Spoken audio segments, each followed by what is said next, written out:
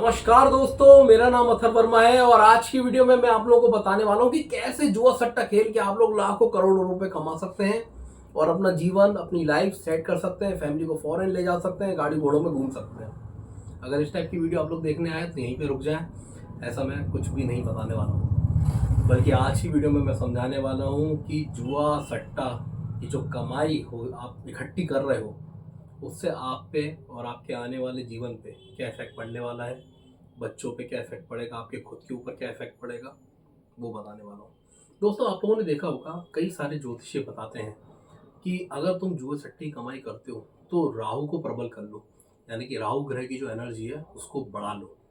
कई बार ऐसा भी ज्योतिष बताते हैं कि शुक्र और राहु की युक्ति, मतलब इन दोनों के स्टोन्स को इकट्ठा पहनो ताकि दोनों ग्रहों को पावर मिले, ताकि तुम्हारा जुआ सट्टे की कमाई और अच्छी हो सके। एक बात दोस्तों मैं आप लोगों को बता दूं, राहु जो है ना वो छाया ग्रह है और एक तरीके से देखा जाए तो राहु इन्फ्लुएंस तो करता है जुए सट्टे की कमाई में।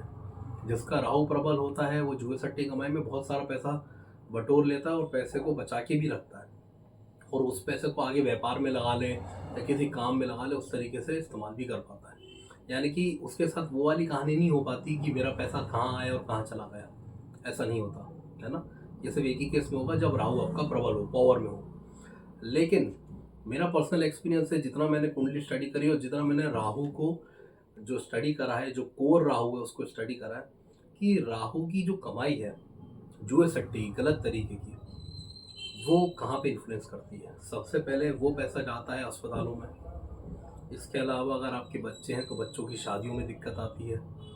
बच्चों की शादियों के दिक्कत के बाद सामाजिक तौर पे आपकी उतनी ज़्यादा इज्जत नहीं होती है, यानी कि सोसाइटी में इज्जत तो होगी नहीं, क्यों? क्योंकि सबको मालूम होगा कि आपने जुए सट्टे से कमाई करी है। चलो वो भी अगर मान लो आप निकल गए, वो भी आप डाइजेस्ट कर गए, बच्चों की शादी में दिक्कत आती है। क्यों? क्योंकि किसी की हाय बदबू का पैसा जब आप इकट्ठा करके आगे किसी कार्य में लगाते हो सकता है आप अच्छे कार्य में लगाओ, हो सकता है आपने जुए सट्टे से मान लो 1 करोड़ रुपए इकट्ठे कर लिए और फिर आपने किसी चीज़ की दुकान खोल ली, किराने की दुकान खोल ली, फिर कोई भी दुकान खोल ली, तो देखा जाए तो वैसा सही है। पर लेकिन क्या होता है दोस्तों, जब भी हम किसी की हाय बदबू का पैसा इकट्ठा करते हैं तो वो पैसा हमें नहीं करता। अब राहु तो क्या है, छाया ग्रह है, एक तरीके से नेगेटिव इन्फ्लुएंस करता है कि ये कर ले, वो कर ले, फटाफट पैसा कमा ले, रख ले, इस तरह का इन्फ्लुएंस करता है ना। तो होता क्या है, आदमी इसको प्रबलता जब देता है तो आदमी के सर पे बैठ जाता है राहु, तो वो ये सारी चीज़ें करने तो लगता है, वो ये नहीं समझता कि आगे वाली जो पीढ़ी है मैं उसका नाश कर रहा हूँ। ये जो हराम की कमाई इकट्ठी हो रही है, इससे क्या होगा, हो सकता है बीवी की दवाई चालू हो जाए। आपने बहुत से केसेस में देखा होगा। देखो, मैं किसी को पॉइंट आउट नहीं कर रहा हूँ या मैं किसी के लिए बुरा नहीं बोल रहा हूँ, पर मैं आपको बता रहा हूँ जो मेरा एक्सपीरियंस है, जो मैंने लोगों की कुंडली देखी है जो इस तरीके का पैसा इकट्ठा करते हैं। बहुत से केसेस में मैंने देखा है कि जो लोगों की बीवियाँ हैं उनकी पता चला दवाइयाँ चल रही हैं, 10-10, 15-15 साल दवाई ही चल रही है, कुछ ना कुछ, कोई ना कोई बीमारी की दवाई चल रही है, बच्चों की शादी में दिक्कत आ रही है, सामाजिक तौर पे उनको और उनके बच्चों को उतनी इज्जत नहीं मिल रही है जितना उनके पास पैसा है। तो ऐसा पैसा का कोई मतलब नहीं है। बजाय इसके तो आप एक चाय की दुकान खोल लो, उसमें आप ज़्यादा जो है इज्जतदार बन के रहोगे। तो होता क्या है, राहु आपके दिमाग पे जिस दिन हावी हो गया कुंडली के बेसिस पे या उसको पावर देने के बेसिस पे, तो वो सबसे ज़्यादा भटकाव करता है, सबसे ज़्यादा आपको इजी मनी की तरफ लेके जाता है। और जब ये हाय तौबा का पैसा इकट्ठा हो जाता है, हाय बदुआ का पैसा, हराम का पैसा जैसे बोलते हैं, तो आपको स्टार्टिंग में तो अच्छा लगेगा, लेकिन बाद में जब आप उसके इफेक्ट देखोगे तो आपको लगेगा कि यार मैंने जीवन में क्या कमाया। आप एक बात बताओ, मान लो आपकी उम्र है 25 साल या 30 साल, अब मान लो आपने जुए सट्टे का पैसा इकट्ठा कर लिया, है ना, आपको खूब मज़ा आ रहा है, गाड़ी घोड़ा बंगला सब है आपके पास, लेकिन समाज में आपकी इज्जत नहीं है। बहुत से लोग भाई ऐसा ही मानते हैं कि पैसा होता है तो इज्जत होती नहीं, ऐसा नहीं होता। अगर आप रियलिटी में देखोगे तो ऐसा नहीं होता है, सब पिक्चर ही बात है, पिक्चरों में दिखाते हैं। समाज में हर आदमी को मालूम है कौन ने क्या धतकर्म करके पैसे कमाए। दूसरी चीज़, मान लो घर वाली की दवाइयाँ चालू हो गई तो क्या रह जाएगी, आपके दिमाग में हमेशा बना रहेगा कि यार ऐसा कैसे हो गया, ये बेचारी को कोई ना कोई इलाज बीमारी में पैसा जा ही रहा है, बच्चों की शादी में दिक्कत आती है। तो अल्टीमेटली जब आप 60 साल के हो गए ना तो आप ये सोचोगे मैंने जीवन में क्या कमाया। भाई बच्चे मान लो काम धाम से लग गए, नहीं लग गए, एक अलग बात है, लेकिन जीवन में कमाया क्या, जो पैसा आया वो लग गया, जो इज्जत मिलनी चाहिए थी वो मिली नहीं। तो ऐसा हाय तौबा हराम का पैसा आपको नहीं कमाना चाहिए। ये केस कब आता है वो समझिए।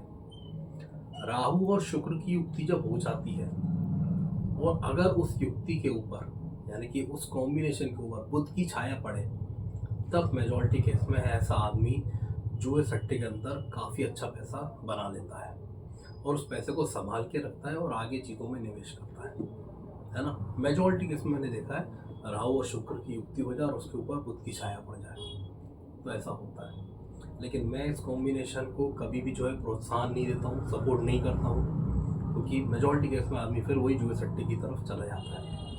अब इसका मतलब ये भी नहीं है कि राहु शुक्र बुध तीनों ही ग्रह खराब है। नहीं, राहु अगर किसी राजा ग्रह के नेतृत्व में यानी कि राजा ग्रह की गाइडेंस में अगर वर्क करे, जैसे शनि हो गया, अब शनि मान लो राहु उसकी गाइडेंस में वर्क कर रहा है, शनि की गाइडेंस में, तो बहुत बढ़िया काम चलेगा। कम समय में आदमी काफ़ी अच्छी ज़्यादा जो है वेल्थ क्रिएट कर लेगा, गाड़ी घोड़ा घर सब बना लेगा और एक बहुत इज्जतदार जो है ज़िंदगी भी जिएगा। और वहीं अगर राहु गुरु की गाइडेंस में वर्क करे तो एक बहुत अच्छा पब्लिक फिगर बन जाएगा। ऐसा आदमी बन जाएगा 10-15 साल में इतनी इज्जत कमा लेगा कि समाज में लोग उसको जानने लगेंगे, लोग उसके साथ फ़ोटो खिंचवाएंगे, लोग बड़े खुश होकर बोलेंगे कि मैं तो उनको बहुत फलाने मतलब समय से जानता हूँ, जब उनके पास कुछ भी नहीं था। मतलब लोग उनकी तारीफ करेंगे ये बताने के लिए कि वो हमसे जुड़े हुए हैं और हम उनसे जुड़े हुए हैं। तो राहु अच्छा ग्रह है, लेकिन डिपेंड करता है कि वो किसकी गाइडेंस के अंदर है। बुध की गाइडेंस के अंदर है तो बुध तो क्या है, दंड फसाद में लगाएगा उसको, यहाँ से इकट्ठा कर ले, वहाँ से इकट्ठा कर ले, वहाँ लगा दे, है ना। लेकिन अगर मान लो किसी राजा ग्रह की गाइडेंस में है, जैसे गुरु हो गए या शनि हो गए, तो बहुत अच्छा वर्क करता है। अब जो मैंने बात बताई इसको एज इट इज़ नहीं समझना है, इसमें फिर हमें देखना है कि ग्रह का क्या प्लेसमेंट है, महादशा अंतरदशा किसकी है, लग्नेश कौन है, भाग्येश कौन है ना। इसमें योग कारक ग्रह भी देखते हैं, आत्म कारक ग्रह भी देखते हैं, बहुत एक लंबा चौड़ा प्रोसीजर है। पर मैंने आपको एक मोटा चीज़ जो समझाना चाहता था, आई होप वो आप लोग समझ रहे होंगे कि बात यहाँ राहु केतु या इन सब की नहीं है। बात यह है कि हराम की कमाई जो आज आप इकट्ठा करके अपने आप को बल्लम समझ रहे हो, बाहुबली समझ रहे हो, उसका नतीजा आपको भुगतना पड़ेगा। अब हो सकता है कोई आदमी मुंह पे ये बात एक्सेप्ट ना करे, लेकिन अंदर ही अंदर अपने मन से तो झूठ नहीं बोलता, है ना। तो इसलिए मैं आप लोगों को समझा रहा हूँ कि एक जीवन है, इसमें आग नहीं मूतनी है। बहुत से लोग बोलते हैं ना कि जीवन तो एक है, जो करना है करो, आग मुँह तो नहीं। एक जीवन है, कर्म अच्छे करने हैं ताकि आगे वाले जीवन मतलब जो पीढ़ियाँ हैं उनका जीवन अच्छा है ना। ऐसे धत्कर्म नहीं करने की पता चला आपकी इज्जत तो थी नहीं, बच्चों को भी वो इज्जत नहीं मिल पा रही और पूरी जो आपकी फैमिली है वो पता चला डाउन में जा रही है ना। इज्जतदार परिवार भले ही कम पैसे का हो, राजा होता है। एक बार फिर से दोहराता हूँ, इज्जतदार परिवार भले ही कम पैसा कमाता हो और वो राजा की तरह होता है। तो उम्मीद करता हूँ वीडियो आप लोगों को पसंद आई होगी। अब हम मिलेंगे अगली वीडियो में, तब तक के लिए tata bye bye, take care.